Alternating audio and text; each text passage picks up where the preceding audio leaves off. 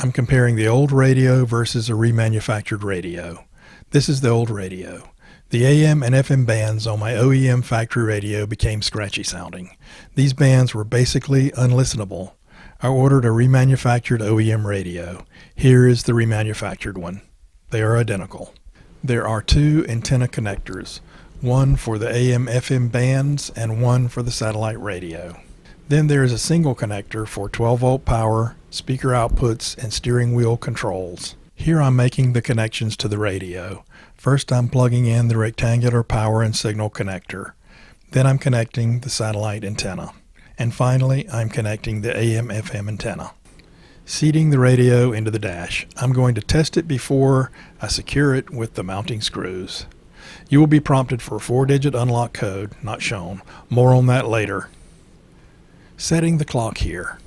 Long press the time button, hours blink. Turn tuner knob to set hours. Short press tuner knob, minutes blink. Turn tuner knob to set minutes. Short press time button to lock in settings. I'm testing the radio functions here by using the steering wheel controls. Everything is working perfectly. Here the 4 mounting screws are being installed and tightened. I'll leave a link in the description for the screwdriver type tool used. I'd also like to mention that I used a professional automotive hi-fi shop to remove and install the radio bezel, since I'm sure damage would have occurred if I had done it myself. That shop charged me $30 for removal and $0 for install. FYI, the bezel covers that big hole in the dash you're looking at. This hanging connector is for the traction control and hazard switches. The mating connector is on the back of the radio bezel. Here are some other photos of that. Note the blue tape marks locations of the trim attachment clips, of which there are 12. The connector can be seen clearly in this close-up. A word on radios. The first radio was the wrong model and was missing the antenna connection. Second radio had a bent metal flange and unacceptably worn ugly knobs. I could have fixed the bent flange by popping off the plastic bezel and using pliers to bend the flange into the correct position. However, I would have had to cut the warranty sticker, thereby voiding my warranty. So I decided to return it to the vendor and just get another one. The third radio was perfect in appearance and function. I installed it and it worked great for approximately 2 years until it developed the same problem as the original radio, i.e. noisy AM and FM bands. The radio was $250.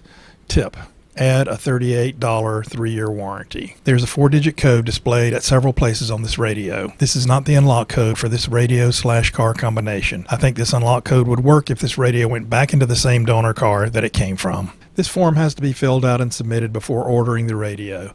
It's available on the JEGS website, item page, and is returned to them via email.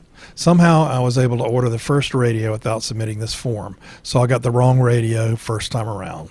Install the dash bezel first, followed by the climate control module second, else you will end up with a very noticeable and annoying gap as seen here in my car. I followed these steps to transfer my SiriusXM account over to my replacement radio. Pause to read if you're interested. I got my unlock code from the Chrysler Dodge Jeep Ram dealership where I bought the car. I followed these steps. Prices may vary by dealership. I paid $0, I think because that's where I bought the car. Please see important notes in the description before you buy a remanufactured radio. Thanks for watching. Please like, subscribe, and share if you found this video entertaining or helpful.